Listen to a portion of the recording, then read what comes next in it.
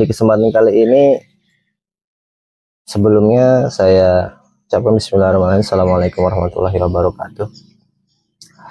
Oke, mari kita ngobrol-ngobrol aja tentang dunia pendidikan gitu ya. Karena kalau ngomongin masalah di dunia pendidikan itu nggak ada rampungnya, nggak ada selesai-selesainya. Terutama di momen-momen politik saat ini nih makin berkecambuk gitu ya, polemik di dunia pendidikan yang karena mau tidak mau, suka tidak suka, dia akan tetap terpengaruh oleh faktor-faktor politik. Yang pertama tentang mending nggak sekolah lah ya, kalau semua yang dipelajari di sekolah itu nggak guna. Ada statement kayak gitu ya, ngeri gitu.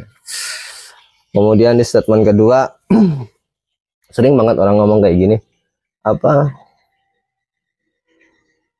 nggak usah pintar-pintar lah di sekolah, nggak usah rajin-rajin lah di sekolah, toh nanti yang sukses itu adalah anak-anak yang bodoh atau orang-orang yang bodoh yang dulu sekolahnya biasa-biasa atau nggak ngerti gitu. Dua statement tadi itu statement-statement yang menurut saya cukup kontradiktif, cukup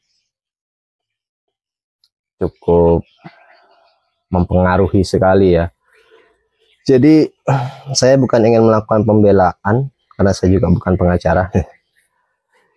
Jadi tapi memang dua statement itu dibentuk oleh beberapa fakta yang ada di lapangan. Jadi sekali lagi bukan untuk membela pihak atau dunia pendidikan gitu ya. Intinya saya ingin membandingkan dua fakta, jadi kita bisa punya perimbangan mana yang menurut kita masuk di logika kita.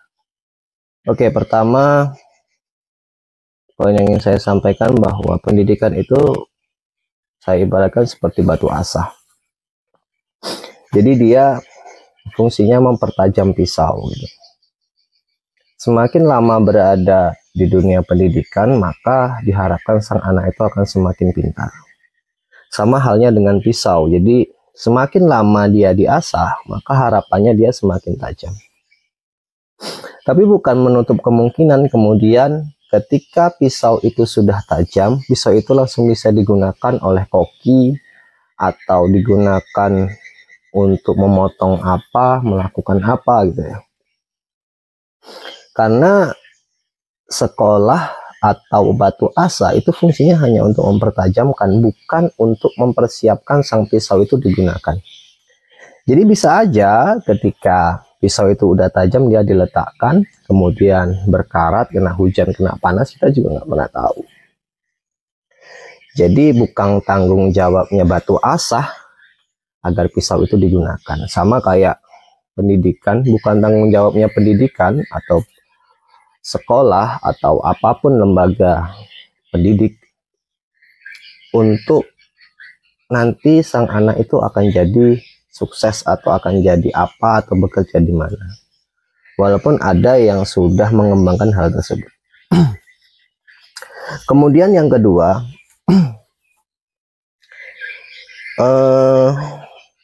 yang ingin saya sampaikan adalah bahwa kalau banyak yang berpikir bahwa pendidikan atau pembelajaran yang dialami selama ini oleh peserta didik, oleh anak, itu seperti membuang-buang waktu atau sia-sia, karena ketika dia masuk ke dunia pekerjaan, dia harus belajar hal-hal lain lagi. Dan ini konsepsi seperti ini yang coba kita luruskan bersama gitu ya. Kenapa? Karena saya ibaratkan seperti menguras air laut. Kenapa menguras air laut? Jadi menguras air laut itu kelihatannya sia-sia, kelihatannya tidak berguna ketika sudut pandang kita melihat sisi lautnya gitu. Tetapi kalau kita memandang sisi yang lain, yakni air yang kita kuraskan tadi dari air laut, maka pandangan kita akan berbeda. Kenapa? Karena tentu akan becek sekali itu, apalagi kita mengurasnya selama bertahun-tahun. Dari SD, SMP, SMA, sampai kuliah. Masa itu sesuatu hal yang sia-sia? Kalau kita mandangnya dari sudut pandang yang salah, maka kemungkinan akan jadi hal yang sia-sia. maka harapan saya kita harus memandangnya dari sudut pandang yang berbeda. Sehingga kita akan menemukan satu manfaat yang mungkin belum kita lihat selama ini. Entah apa itu, makanya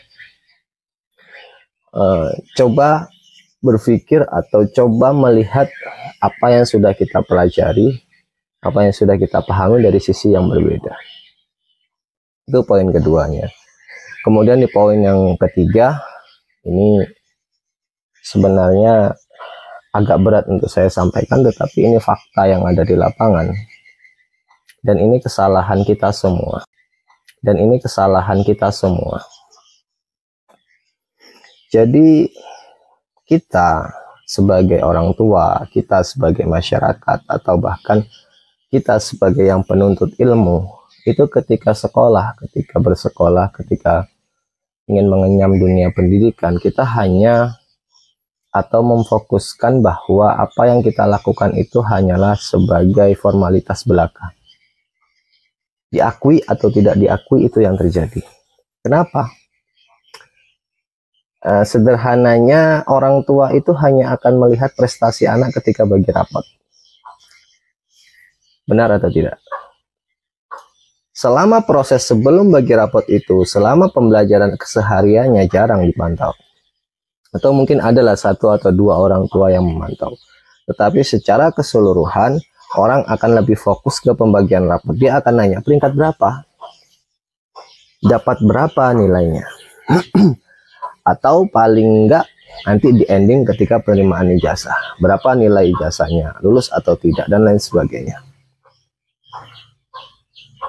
Itulah saya katakan akhirnya bahwa dunia pendidikan, pengenyaman pendidikan kita itu hanya sebagai formalitas belaka. Lalu kemudian kita mengharapkan sesuatu yang sifatnya formalitas itu untuk bisa menjadikan anak-anak kita, menjadikan rekan-rekan kita, atau menjadikan diri kita menjadi lebih hebat atau naik mutunya. Padahal ketika kita menjalani proses itu, prosesnya nggak dijalankan dengan sebaik-baiknya, hanya dilakukan sekedarnya saja, atau bahkan malas-malasan dan ogah-ogahan gitu. Kenapa hal ini penting saya utarakan? Karena pergerakan zaman kita ini sekarang sudah sangat laju sekali, beda dengan zaman-zaman dahulu di mana orang-orang yang punya ijazah itu dikejar oleh dunia pekerjaan. Jadi orang punya ijazah SD, SMP atau SMA itu sudah dikejar oleh para pencari kerja. Kalau sekarang bertumpuk orang yang punya ijazah tetapi dia susah mencari pekerjaan. Makanya yang dibutuhkan bukan hanya ijazah, melainkan skill individunya itu selain ijazah yang dimiliki. Bahkan terkadang ijazah yang dimiliki itu atau tidak melihat background ijazahnya, melainkan hanya melihat skill yang dimiliki oleh sang empunya gitu. Dan terakhir, saya ingin meluruskan satu statement yang dari awal tadi sudah saya sampaikan bahwa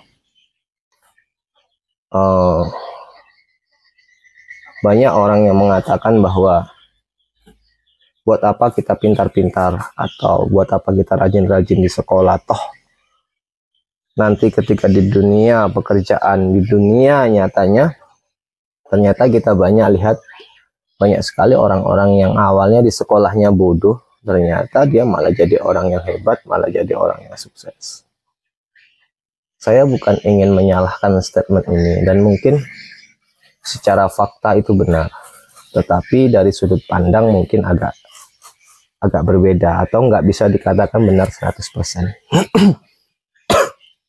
Kenapa saya katakan demikian? Karena sudut pandangnya yang dilihat adalah mungkin orang-orang yang bodoh di sekolahnya dan kemudian sukses. Tidak dilihat sudut pandang orang yang dulunya bodoh dan ternyata sekarang tidak sukses. Kita lihat presentasinya.